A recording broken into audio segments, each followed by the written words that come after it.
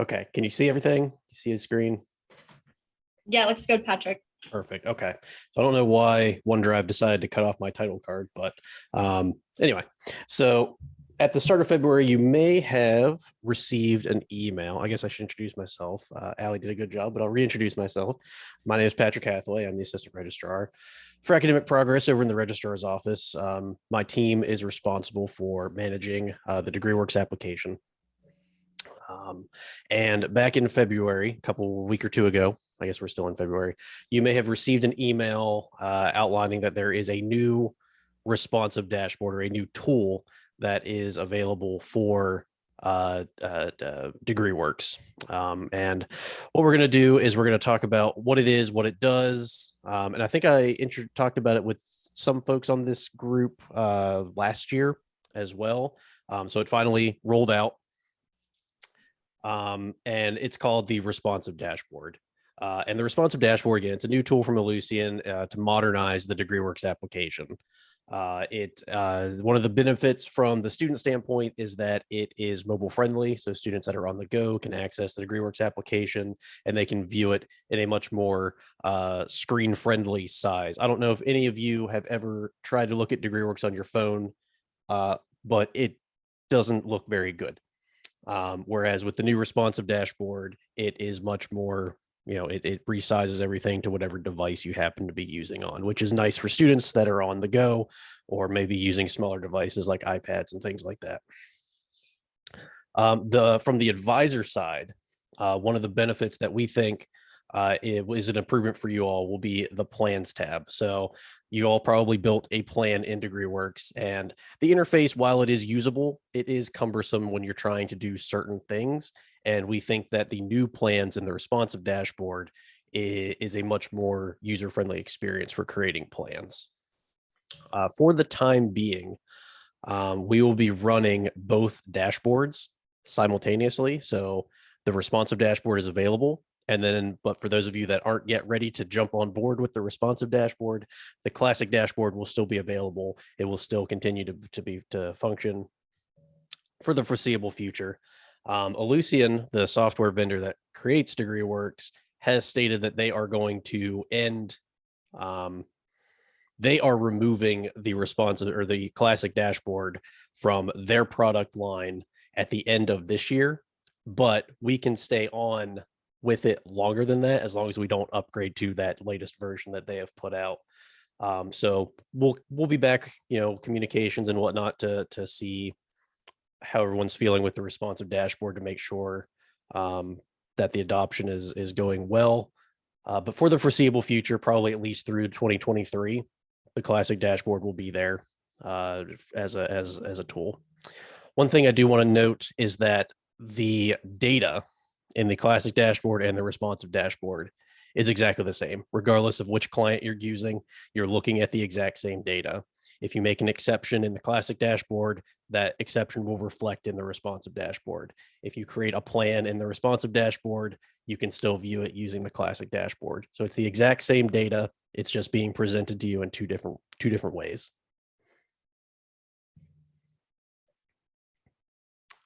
So when you look at the responsive dashboard, once I finish the presentation, I'll pull up browser windows and we'll do a side-by-side so I can show you all the different things. When you log into the responsive dashboard, it's a much simpler looking screen. You just have a box for a student ID number, then you've got a couple tabs up at the top, depending on your level of access. And this works same as the homepage does now in the classic dashboard. You would type in a student ID number, hit enter, and it'll pull up that student's audit. If you are doing a search on a population, that advanced search button will pull up a window to let you do the advanced searching on the exact same criteria that you can already do through the classic dashboard. And then you have the exceptions if you have exceptions access, and then there's the plans tab there as well. Again, that advanced search looks more or less exactly the same as you're familiar with through the classic dashboard. You can select, different, degrees, standings, class standing, class level, majors, all those different things, and search for a population of students. The student header is a little bit different. So the student header in the classic dashboard, there's a lot of different rows, columns, and for some students, there is a column, but there is no data. So for students, if they don't have a minor, there is still a placeholder there for a minor. So it'll just say minor, and then there's nothing there. With the responsive dashboard, that header is more dynamic. So it will only display stuff if the student has stuff to be displayed. So if the student doesn't have a minor, there won't be a listing here for minor. Whereas if it does, it will say, minor, whatever. We are, with the responsive dashboard, currently losing some functionality that we do have in the classic dashboard. The big one would be URLs. So right now in the classic dashboard, things like the catalog is URL. You can click on the catalog year and it will direct you to the appropriate catalog for that student's catalog year. We are losing that functionality, unfortunately. So things like the catalog and the graduation application are currently not available through the responsive dashboard. That is a choice from the software vendor, Ellucian. That is not something that we have control over. But if in the future, through an update, they do allow those type of things to be added back in, we will add them back in.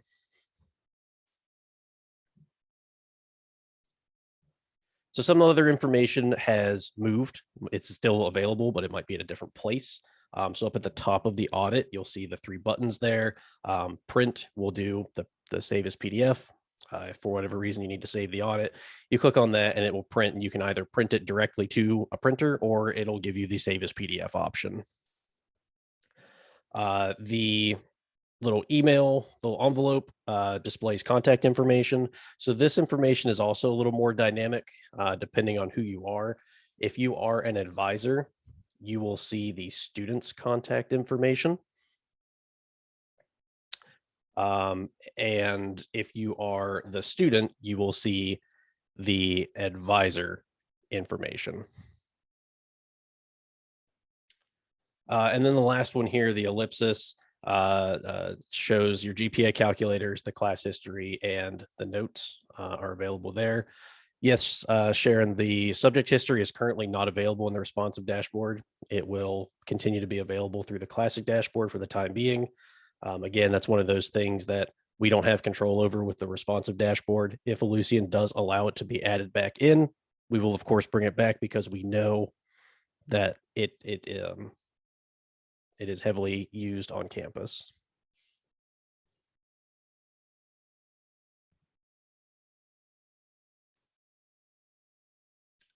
So one of the other things, going back to that mobile friendliness with the collapsing blocks, you can, if there's information that you don't want to see, you don't need to view this particular information because you're the advisor for the minor or for their second major or something like that. You can get rid of the blocks that you don't need to look at, so they're not cluttering up the screen. So you can just focus in on the information that is relevant for whatever you're trying to do. The what if still functions more or less exactly the same as it did before.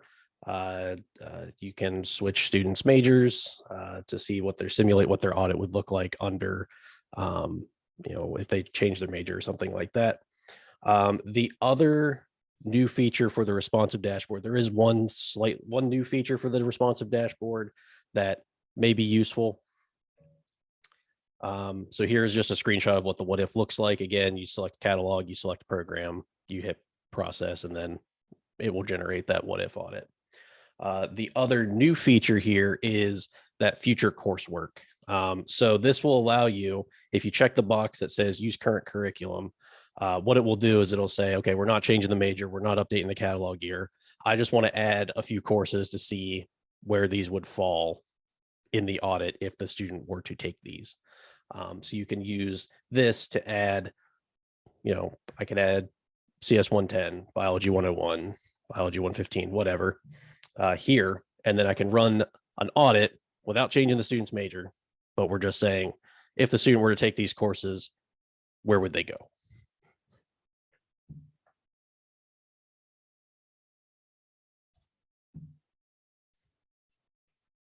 Exceptions. So I think exceptions are actually easier to add in the responsive dashboard as well. Whereas before you would have your box at the top that had the exception types, you would select whichever exception you wanted to use, and then you'd have to scroll all the way down through the audit to find whichever requirement you wanted to add the exception to. Whereas now each requirement now just has a little plus sign next to it. And when you can scroll down, find whatever requirement it is that you're looking for, you click the plus sign, and then it'll pull up a menu. It'll pull up this menu here where you have your drop down with the different exception types, and then you'll fill in the appropriate information there. So I think they've streamlined making exceptions a bit better with the responsive dashboard as well.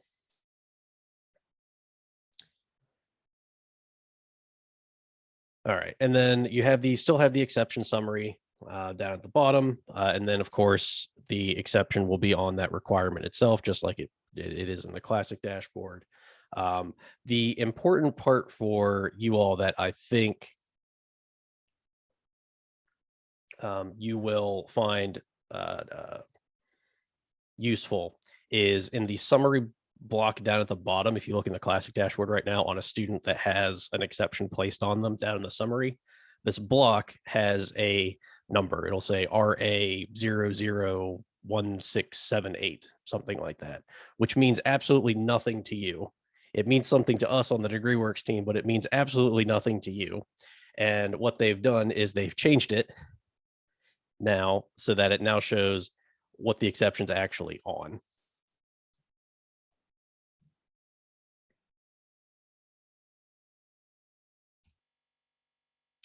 And then to remove an exception, again, you just have that each exception has a little trash can now. You click on the trash can and the exception will disappear.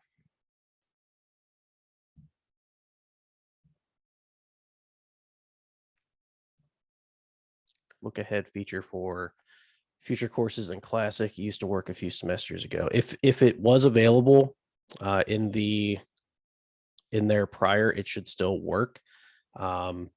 If it wasn't a well-used feature, but if it was something that you were using, it should still be there. We haven't changed anything for the classic dashboard.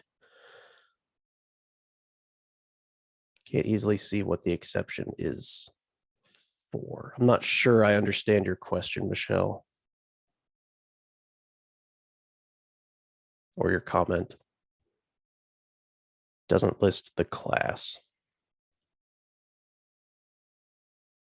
So here's the requirement here where it says 4 credits in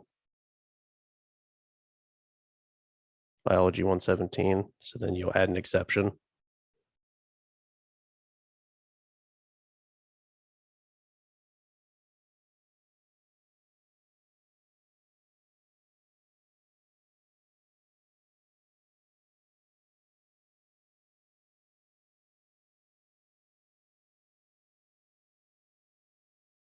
If you're talking about if you're asking about this right here, this is just me putting in placeholder text as a screenshot for the presentation. You put what you continue to put what you put for exceptions in here. This is just placeholder text that I put in here to take the screenshot.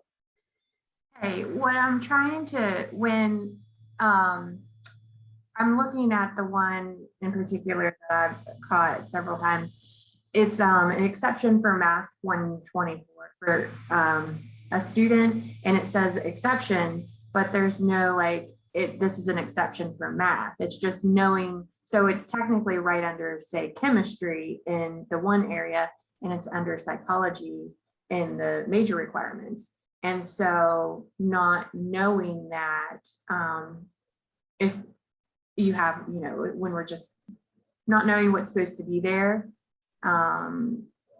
it doesn't say like intro to psychology or physiology like yours is saying, is what I'm trying to get across. But like I said, I can't do the screenshot to show you. Okay, you can send me an email afterwards and we can look at that if that's, it might be, are you talking like this text right here, something like that? Because that's something Yeah, so when fix. It's a list of all the different classes, it's it says through the Jeffs, and it lists all the classes that the student has taken, and then it says an exception where the math should be, but it's not an exception for what, it just reads exception.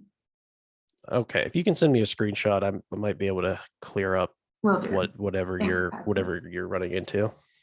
Yeah, whenever I can get in again, I'll happily do that.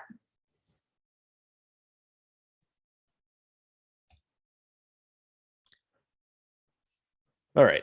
So the last section here, as far as the kind of the things I wanted to highlight with the responsive dashboard, is that new plans feature. So when you click on the plans tab here, you'll have the option here. You can see the existing plan list. And again, these are the same plans that are in the classic dashboard. So if you create one in one place, it'll still carry over to the other one. If you modify one in one place, it'll carry over to the other one. And when you click on new plan, it'll run you through, do you want to use a template or do you want to create a blank plan? Same stuff that you've seen creating plans now. But then once you get into the actual plan itself, you've got a couple different things. So this is the base interface for the plans. And you've got a couple different options here on the side, and then you have an option to add new terms. So when you click on add new term, it'll give you a drop down to say what term do you want to add. And then you add the term, and then it'll appear here in this box.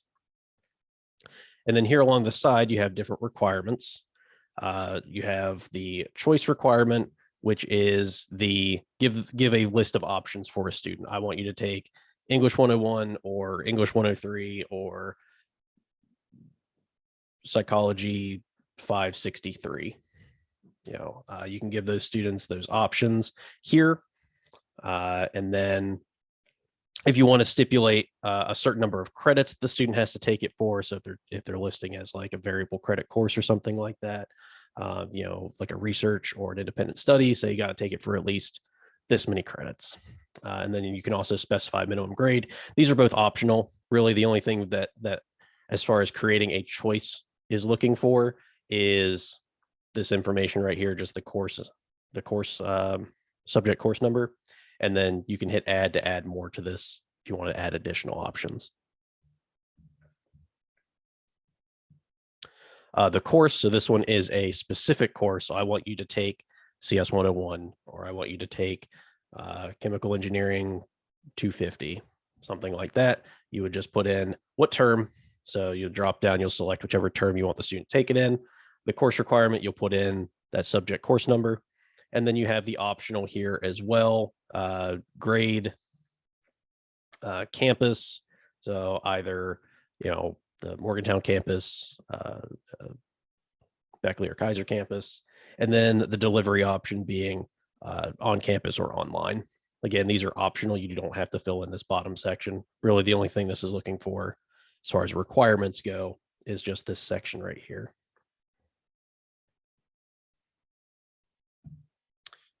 GPA. So if you want to say the student needs to have a particular overall GPA, major GPA, term GPA, things like that, you can add those in here, and it'll just have a little reminder box on the plan to show that the student needs to achieve a certain GPA of a certain type that you've specified.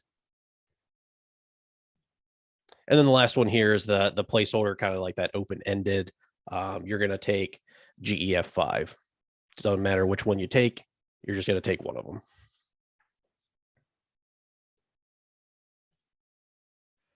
So the nice thing that we see with the new plans is the ability to move things around. So when you wanted to move stuff from one term to another term, it's a pain in the butt to delete it from one column and add it to another column. Now what you can do is you can just pick up things with your mouse and just drag and drop it over to somewhere else, and it'll just go.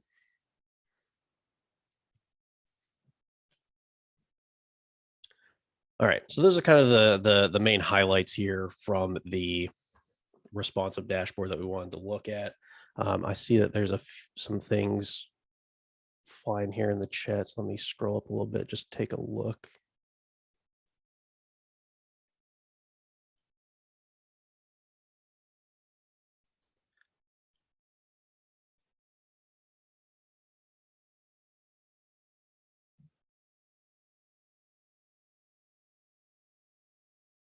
Is there option to type information for the placeholder? Yeah, so let me pull this up so we can take a look at it. So here's the responsive dashboard.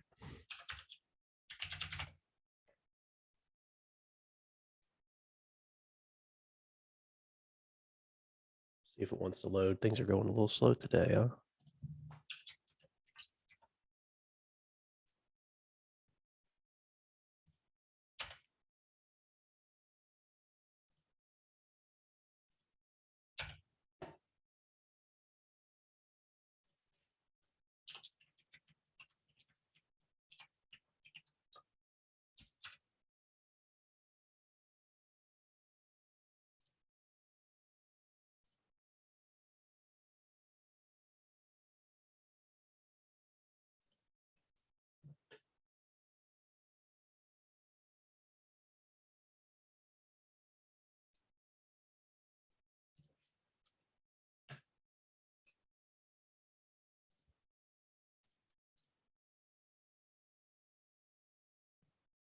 Yeah, right, Michelle. Everyone get out.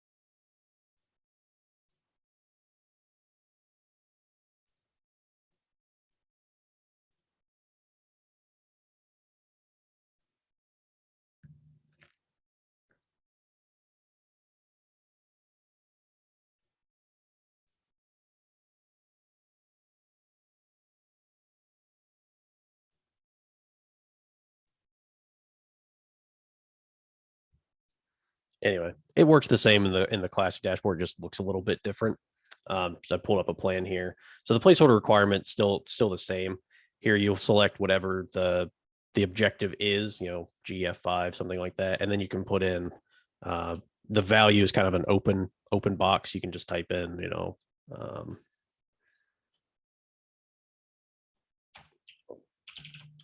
like 101 or psych 101, something like that. You can put whatever you want in this value box. That's the same thing with the responsive dashboard as well. For student information, their advisor stuff, it should be,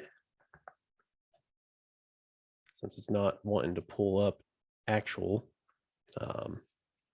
information here at the top of the page. So it'll be all the way over here on the right side of the page. There's this block of things, and if you click on the little envelope, that pulls up for the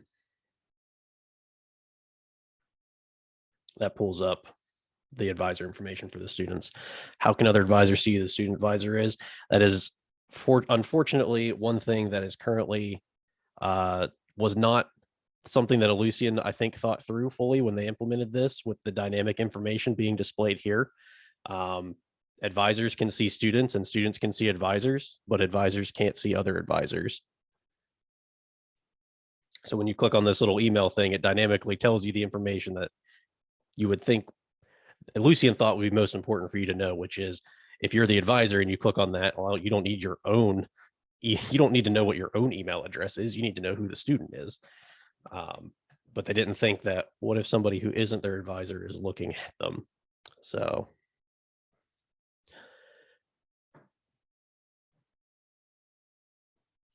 we'll work with them, see if we can get some of those changes. There's been a number of changes that I know that people are requesting and asking for.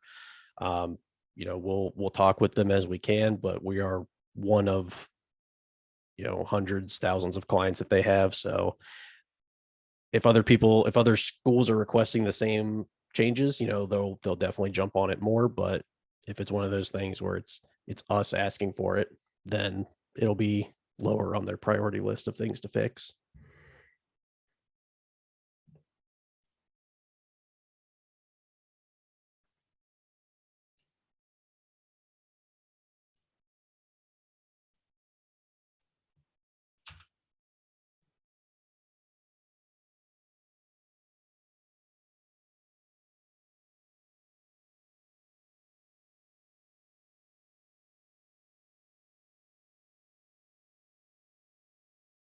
Good tutorials posted for students. So we have this, the presentation that we just looked at is available on our website here.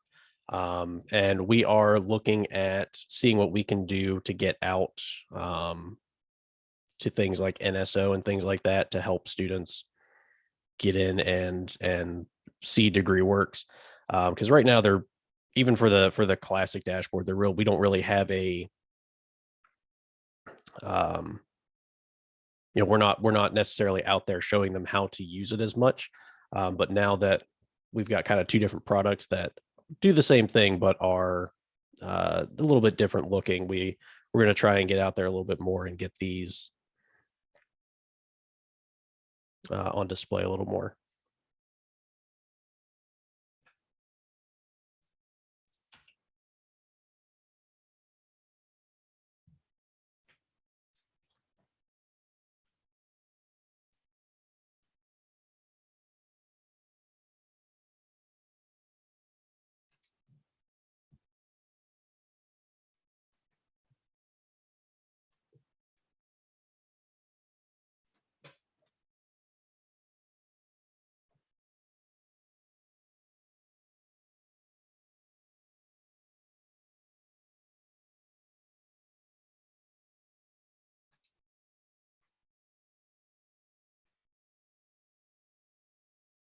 All right, give me just a second here. I'm going to reach out to IT and see if there's anything going on with the responsive dashboard, see if there's any technical reason why it wouldn't be working other than heavy traffic.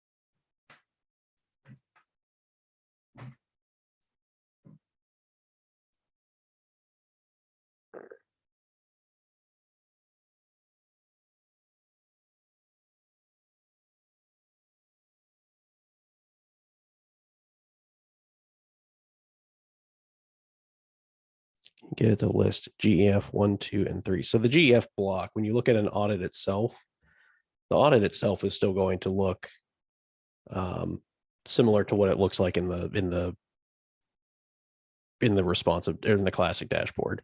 The data itself isn't changing. The layout really, like the core block information isn't really changing all that much. It's going to look very similar to this.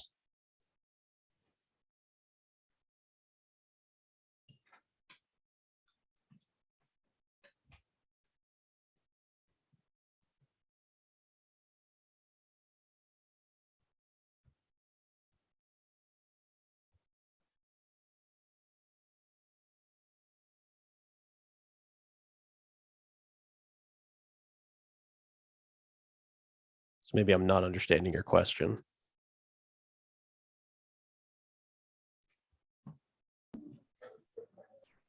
Hi, Patrick, me again. So how on your screen it says GEC communication, then it gives the classes.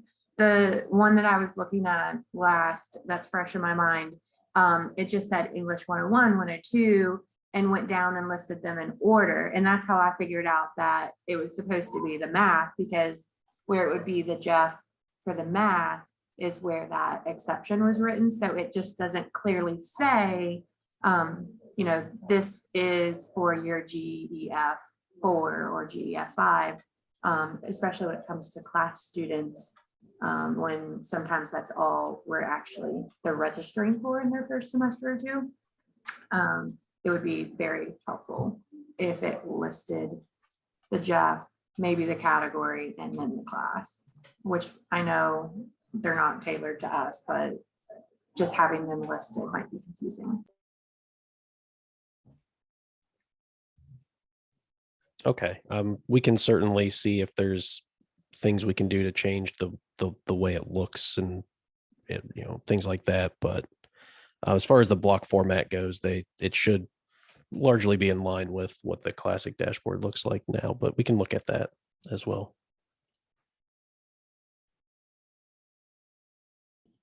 Sharon, did you have a question for can- Patrick?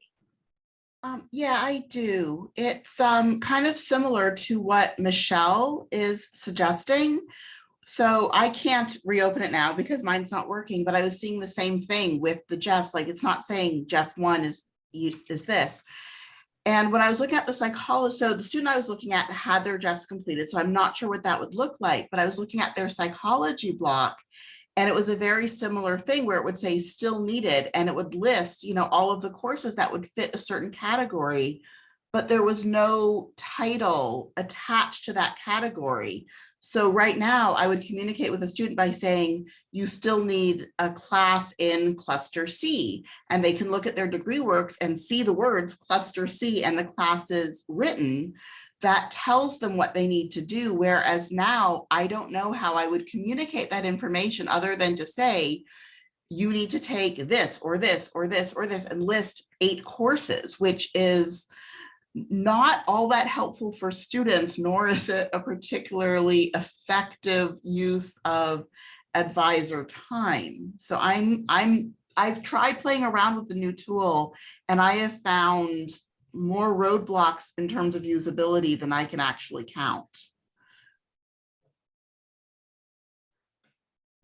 Okay, well, it's good to know the issues that you're seeing. Like I said, we did present this to the AAC group last year, and we requested feedback. So, and I've received none. So it's good to know now what your folks are seeing, so we can take a look at that and see if there's things that we can do on our end to make it better.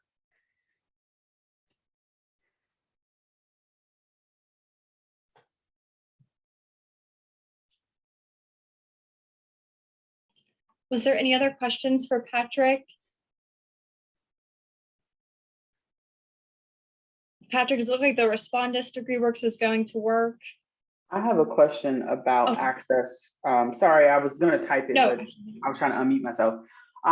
So I know typically with students, when we create plans for students who are doing academic success plans for financial aid, they have the ability to audit and print the plans from the classic dashboard.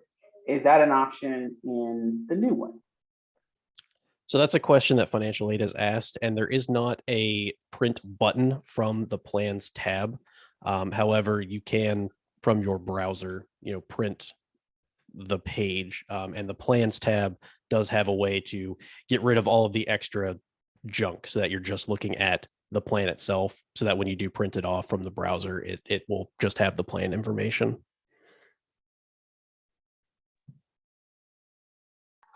Okay.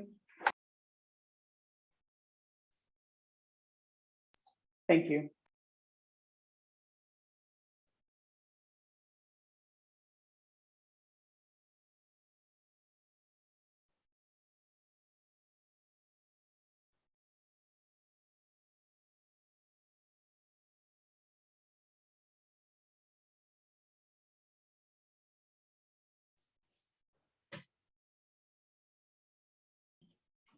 Any other questions for Patrick before we move on to have Josh present? Anything else? Patrick, do you know if there's any presentations in the future where advisors could join so we could see the Respondus from your guys' viewpoint and have an explanation for it? Anytime we have our training schedule, which is available on our website, in that same link that I posted before, anytime anyone wants to drop into a training session, we do one a month, on a variety of days. to kind of accommodate teaching schedules and things like that for faculty. Mhm. Always welcome to drop in there and ask questions. Awesome. Thank you so much for the information. Was there anything else on your end, Patrick, that you wanted to share with us? Nope, I think we're good. Okay. All right. We really appreciate you coming. Thank you so, so much. So we'll go ahead, Josh, if you have your slides pull up, we'll have you share your screen and get started on your part of the presentation. Sure. Give me just 1 second.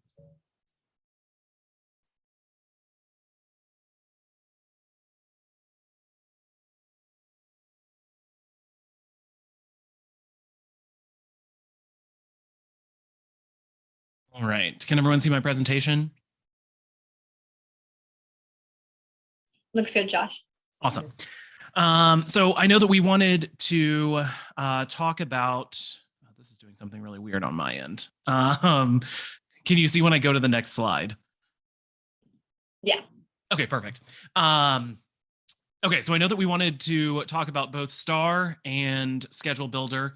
So we'll do that today. Oh, sorry, first. I think most of you know me, but for those who don't, I'm Josh Himes. I'm the Associate Registrar for Operations. I'm in charge of the technology unit.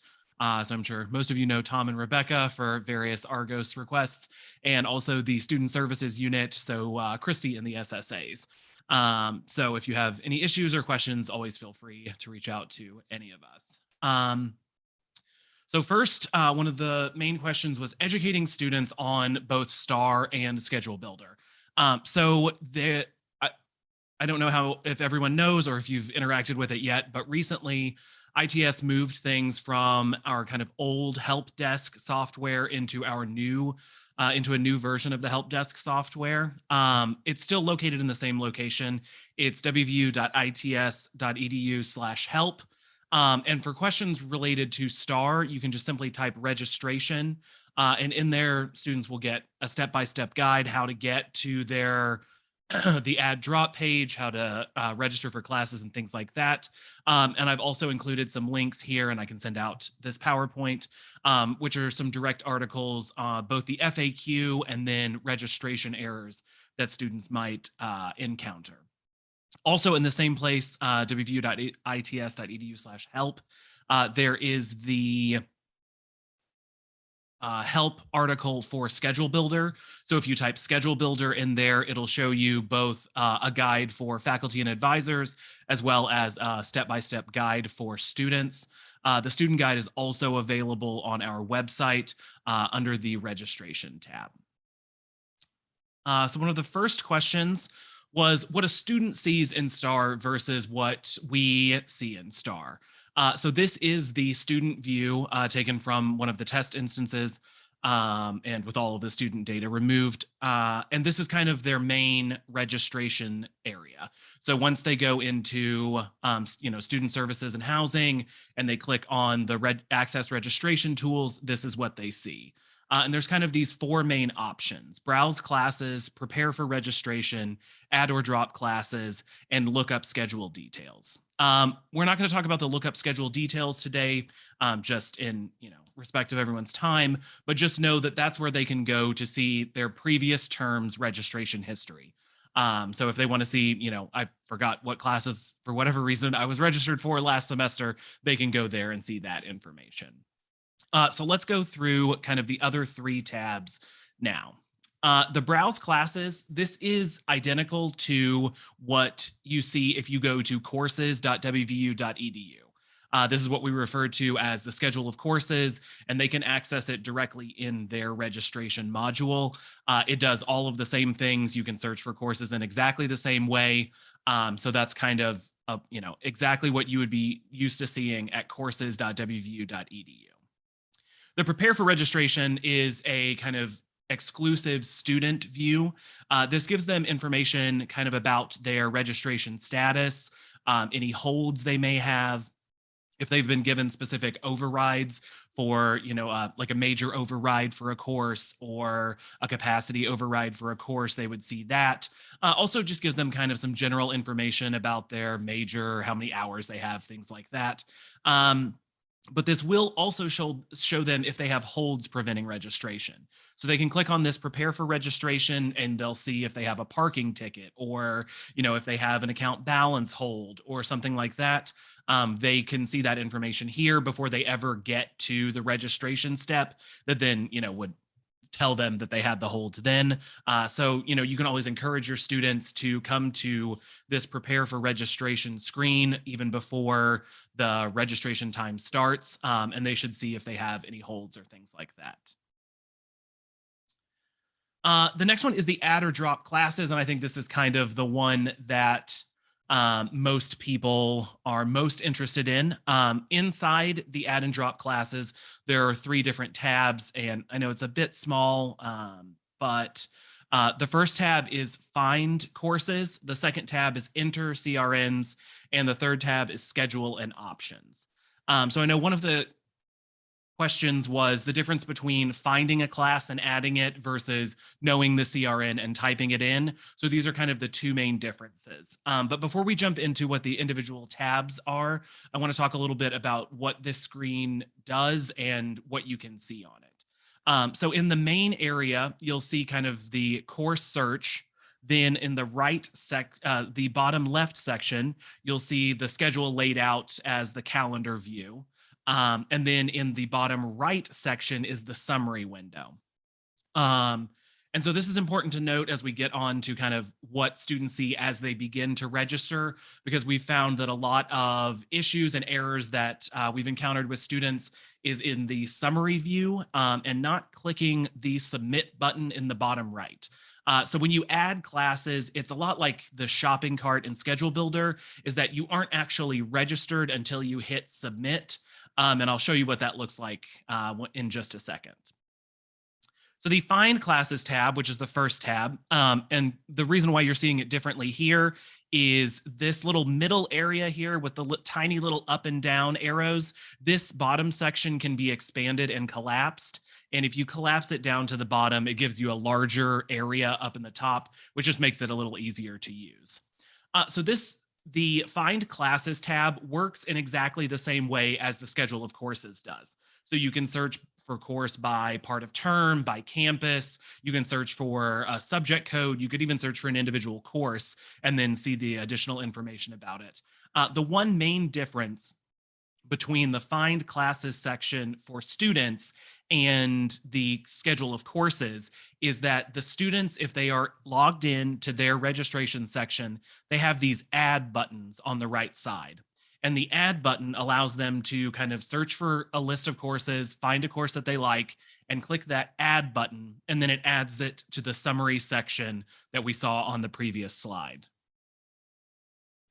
The Enter CRNs works the same way. If they're working with maybe it's an individual study or like a senior thesis, something like that, and they are working with an advisor and they know the specific CRN that they need to register for, they can come to the Enter CRN tab, excuse me, put that in the blank here and click Add to Summary, and it'll do the same thing, put it in the summary section.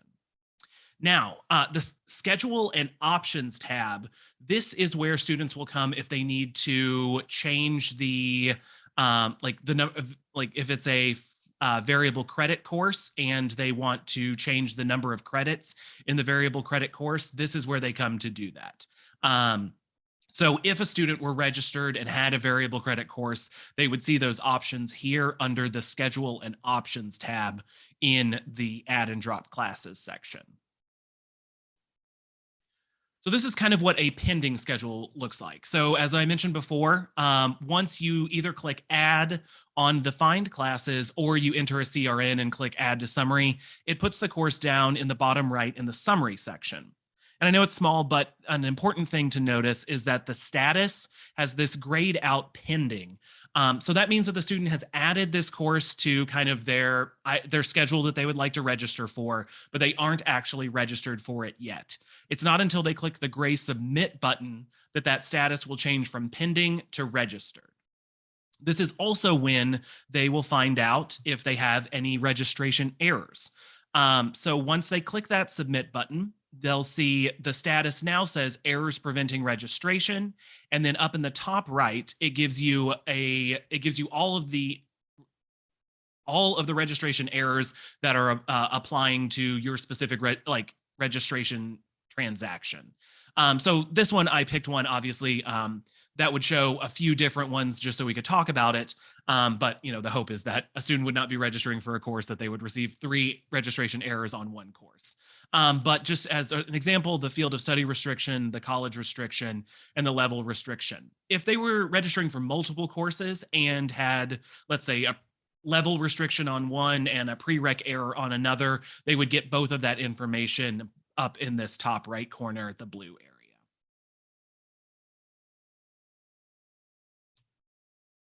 I see a question about checking restrictions before they get errors. So yes, in the find classes section, just like in the schedule of courses, you can click on the information you can click on the hyperlink that is the title of the course, and the prerequisite information as well as restriction information is located in the details section of each individual course. So before even adding the course to their summary, they can access that information, and that information exists as a pop-up. So if they were to click this hyperlink as the title, they would get a pop-up that then shows the restrictions and prereqs and things like that. Does the instructional online information for students explain to them how to check the restrictions? I believe it does. I can double check, and we can always add that. But I believe that exists somewhere. And if not, we can certainly add that to the information that we have out there already.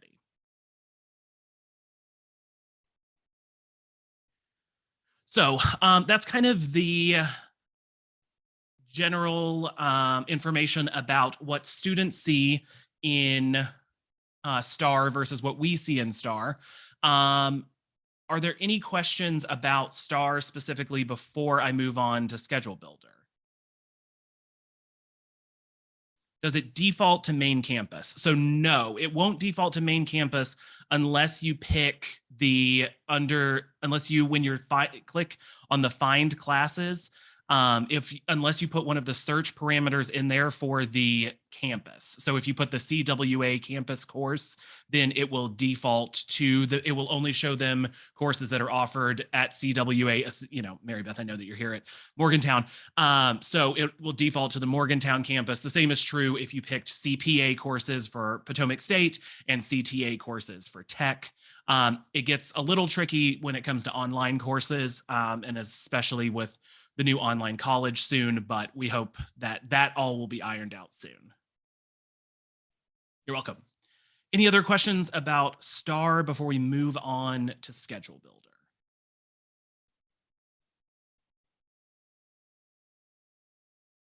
All right. So Schedule Builder, some of the questions were how we can help students effectively use Schedule Builder. So in the same way that there is the registration information on the ITS Help Desk website, there is also Schedule Builder information.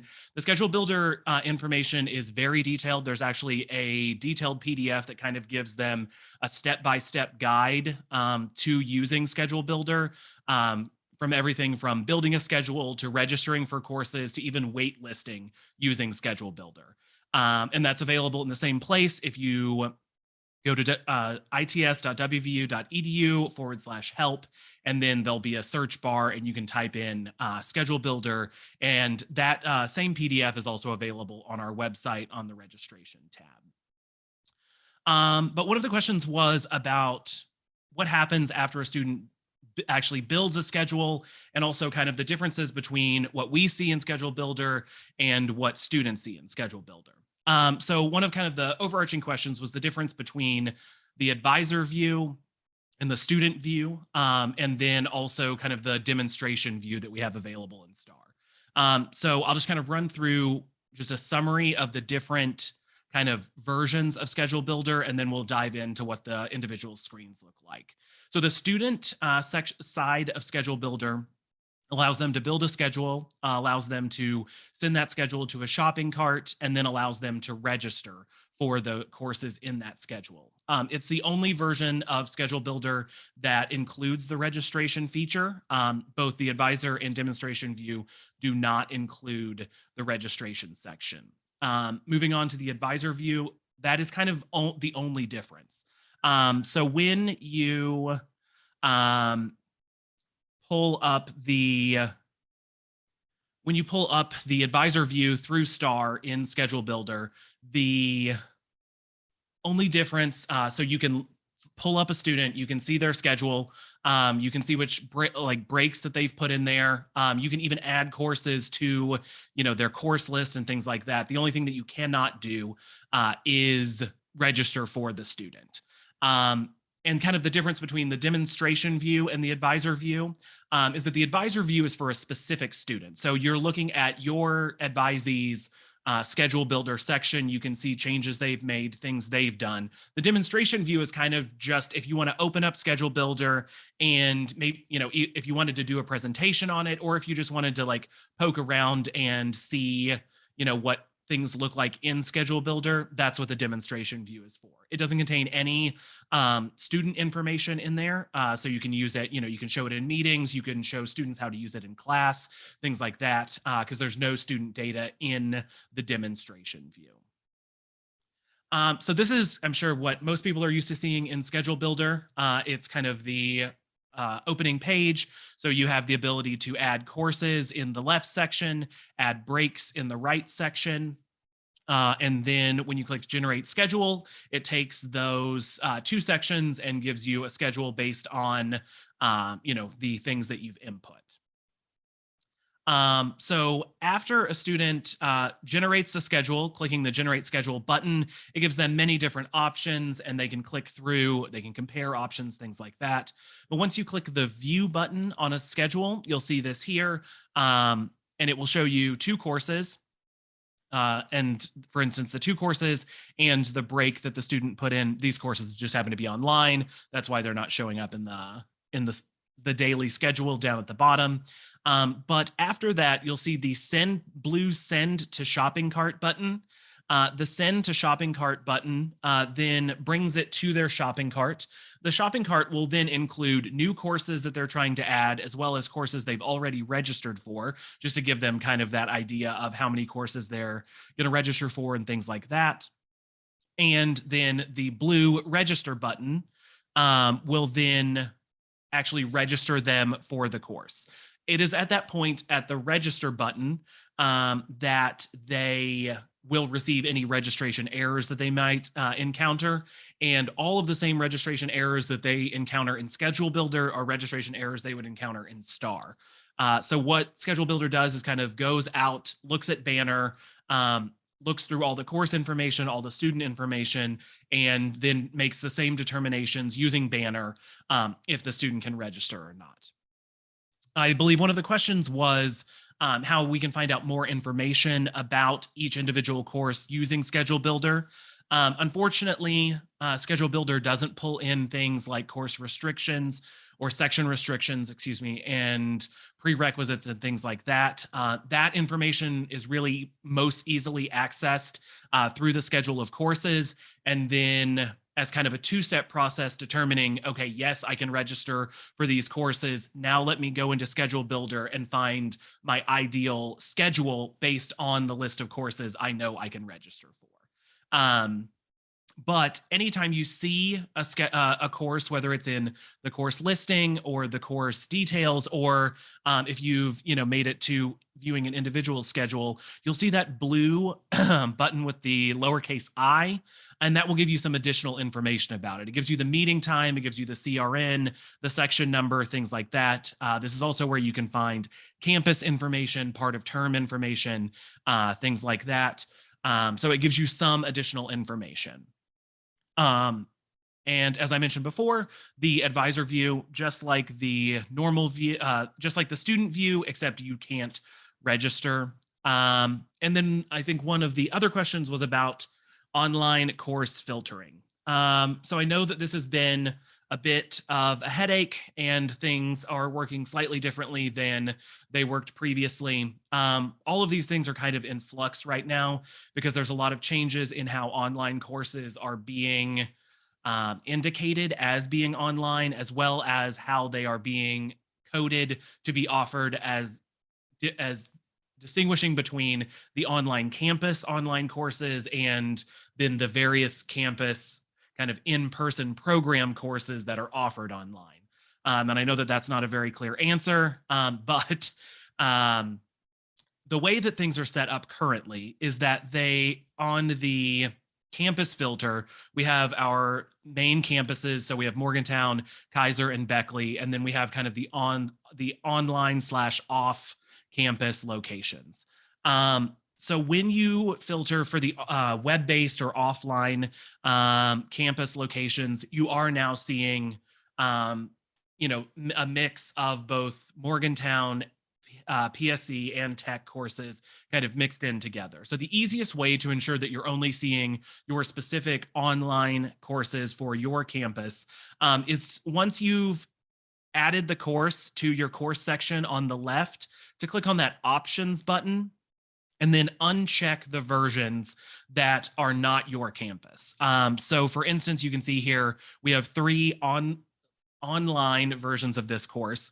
One of them has the 703 section number, and 2 of them have a P section number. So we know that the first one is a Morgantown course and the other 2 are Kaiser courses. So what you would be able to do is uncheck the check mark next to those 2 Kaiser courses, and then none of the schedules would and you would click save and close. And none of the schedules that you build would then contain those PSC courses. They would only be Morgantown courses. And of course, vice versa for Kaiser or Beckley.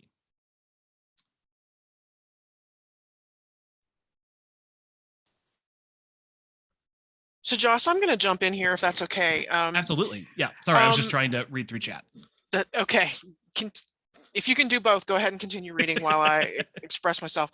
One of the discussions that the AAC Executive Committee had earlier in the year, actually late last year, in December, I think, either November or December, in getting ready to kind of plan for our workshops, we looked at, we kind of had a discussion about what we were seeing as advisors as sort of sticking points with students. And I please anybody jump in if I'm speaking out of turn, but my experience has been is that my students prefer to go to Schedule Builder because it shows them a really pretty layout quite easily of what that schedule looks like whenever they do the search.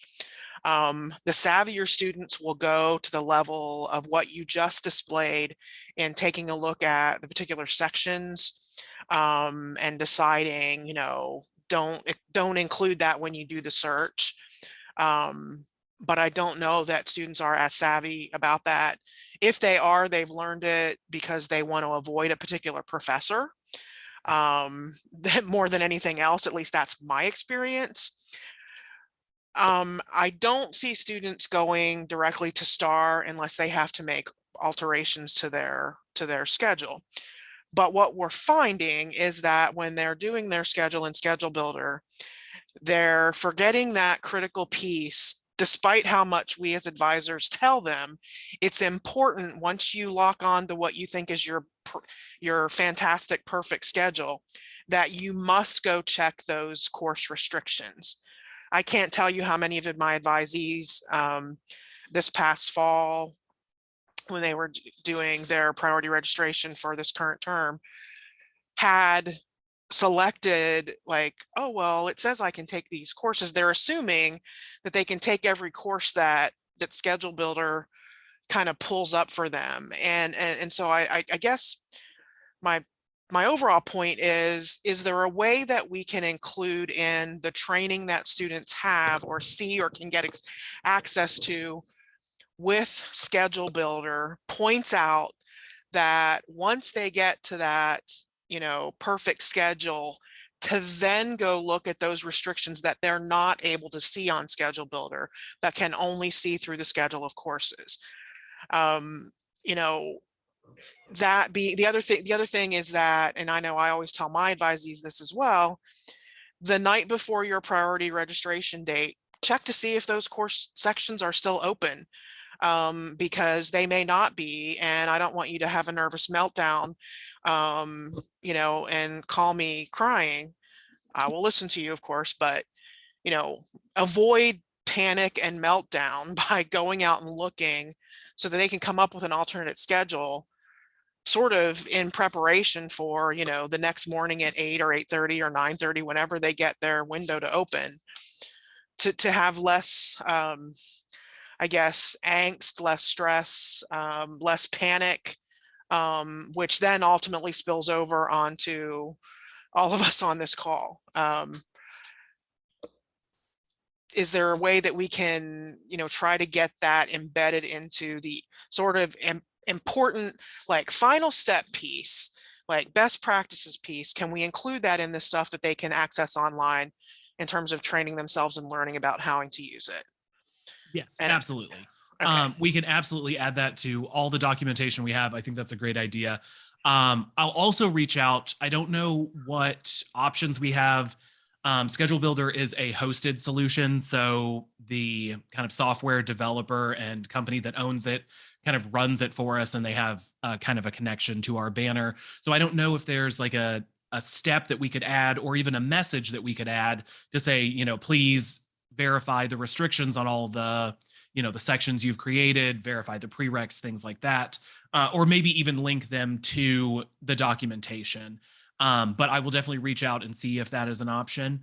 But we can, yes, we can absolutely add it to the documentation as kind of the last step before clicking register. Yes.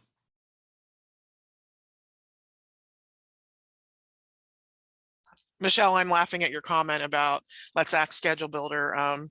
I'm sure that most advisors on this call have probably thought that at one time or another, based on some of the difficulties that we've seen from advisees. Yeah, Josh, if the messaging can be, you know, not only checking course restrictions, but also checking, you know, course availability. I might see a student today and they go in and build in Schedule Builder right after they meet with me, but then they never look at it again until their window opens up, you know, on their magical morning. And then they get all the errors because every course that they may have picked, or a couple of sections, or particular professor may fill up. Yeah.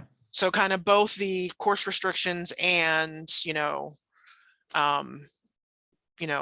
the number of people, and then of course anything that can lend insight regarding the waitlist process.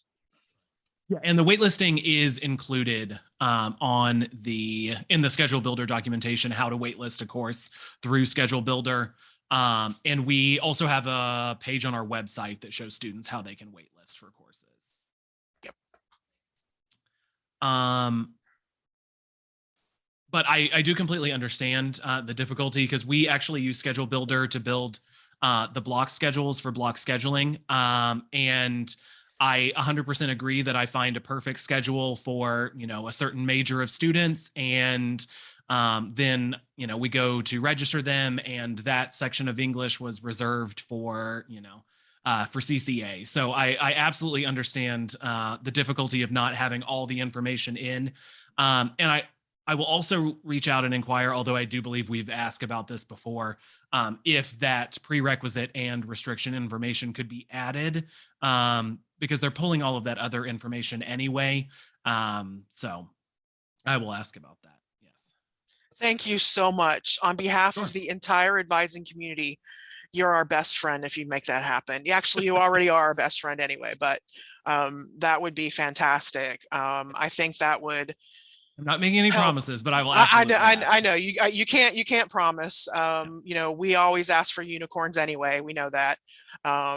But any help would be greatly appreciated. Sure. Can I ask a question? This is Sharon.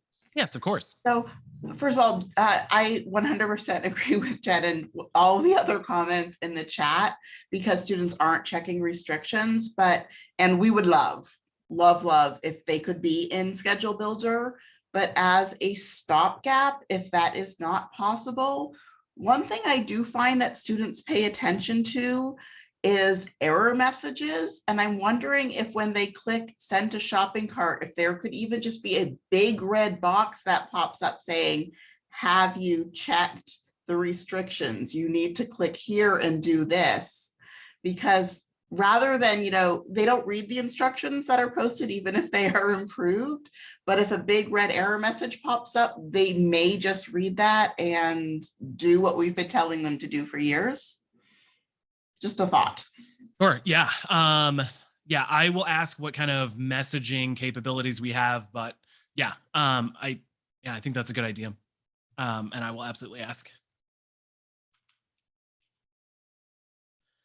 So the learn more about Schedule Builder is a broken link.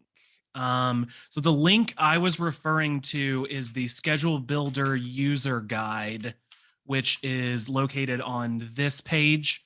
But also the,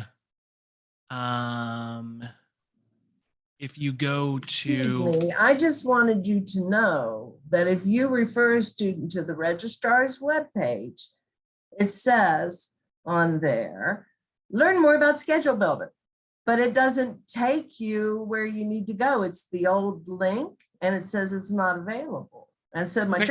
students write back to me and go, hey, and I'm like, oh, sorry, I had no idea it wasn't working. I just was letting you know that link is not working. okay, do you know which page on our website It's that link is located on? registrar.wvu.edu. It's right at the top of the home page. On the front page, got More it. about Okay, Schedule Builder, right there. okay, thank you very much. I will have Yeah, that I just updated. wanted you to know it's not working. Okay. Yeah, so when IT changed from the old system to the new system, they didn't give us a crosswalk of any of the links. So I had to search for every link on our website and then find where I thought that it was supposed to be going. For So the I'm, most part, you did a great job. well, I absolutely missed that one. So thank you for letting me know. And I'll have that updated so that it goes to the page with the user guide.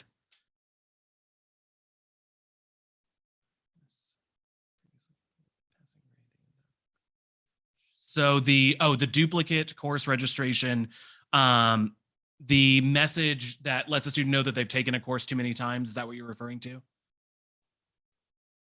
Because that should be the repeat limit. The duplicate course message should display when a student tries to register for 2 sections of the same course. When they have exceeded the repeat limit on a course, it should give them a repeat limit error.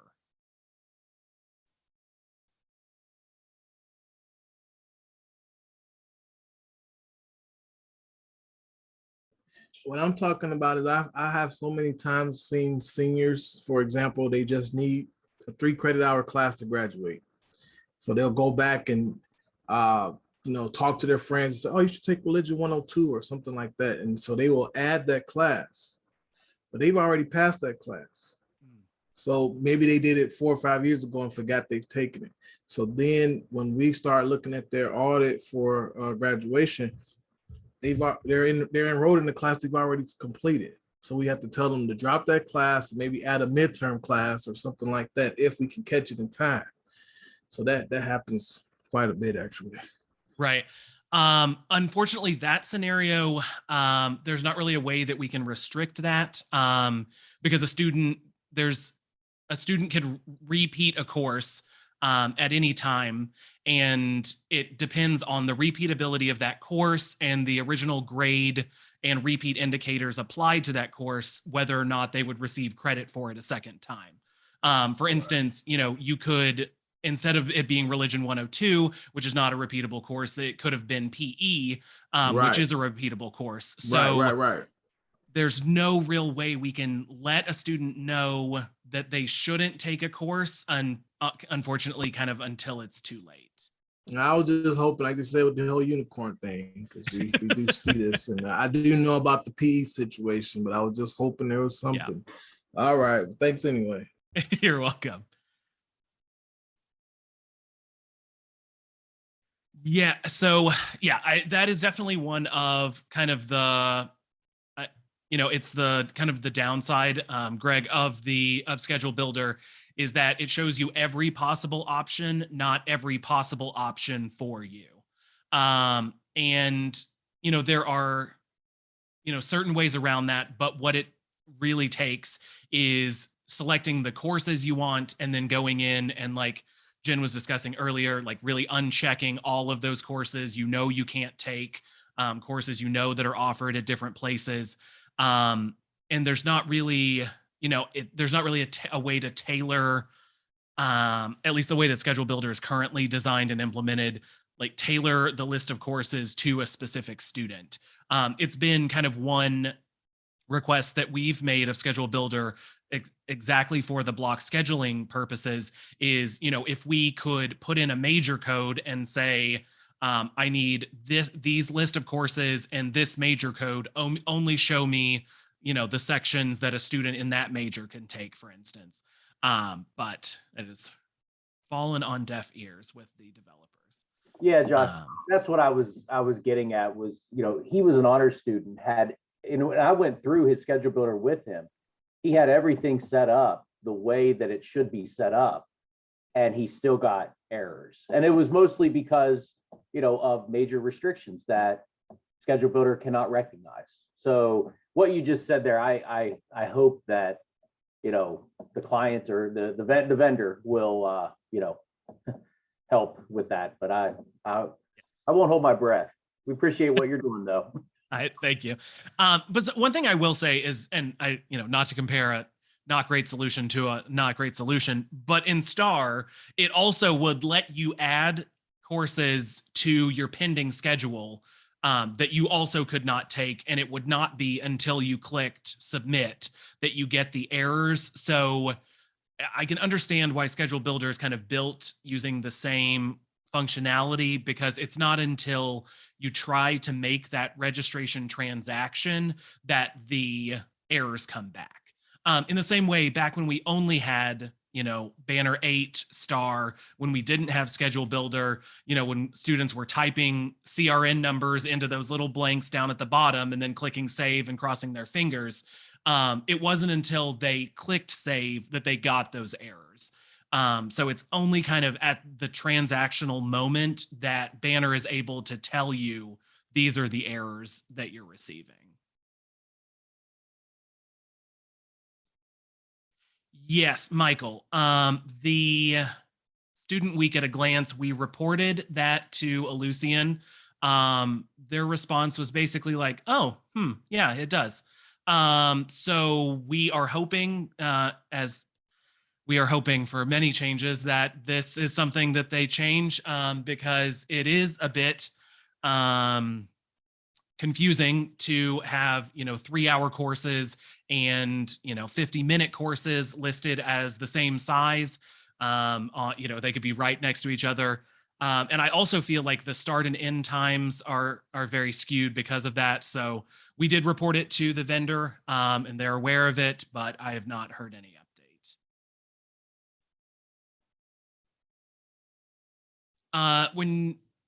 Sure. When you say matrix, do you mean the curriculum matrix or just the matrix in general? I just mean the matrix in general. I think just because we know that all of us in various ways have experience with registration in different ways. And so it's fun to laugh at what we know we can and just hope that everybody can get that unicorn experience. I'm hopeful right. and optimistic in that we can, implement some things that will be helpful across everyone on the same scale. But I know it's not a one size fits all kind of scenario with registration. So I'm a hopeful unicorn over here. Like I'm just hoping for all. Right. And I know that, and not to talk ill of the developers of Schedule Builder, but one of kind of the sweet spots that they've been in for kind of as long as we've had them is they've really been kind of the only piece of software in that space. I believe they had an early patent for the ability to create breaks on your schedule. So I don't think there's been a lot of kind of competition in terms of other people trying to make a competing product. But I have heard that there are competing products now.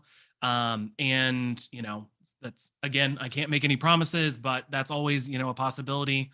Of course, you know, I know that we all want to learn one more product, like, you know, I'm sure that's at the top of everyone's to-do list, but, you know, maybe if it's a better product, but we'll see. We appreciate you either way, Josh. Thank, Thank you. All right, any other questions?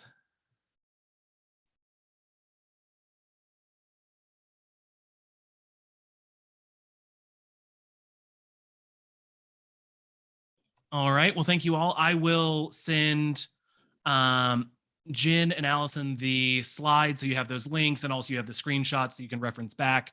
And I will get to work updating the website, and maybe reach out to some people to get some feedback on changes that I make to the schedule builder guide to include that information about restrictions and prerequisites and things like that. And we'll let you all know what I find out.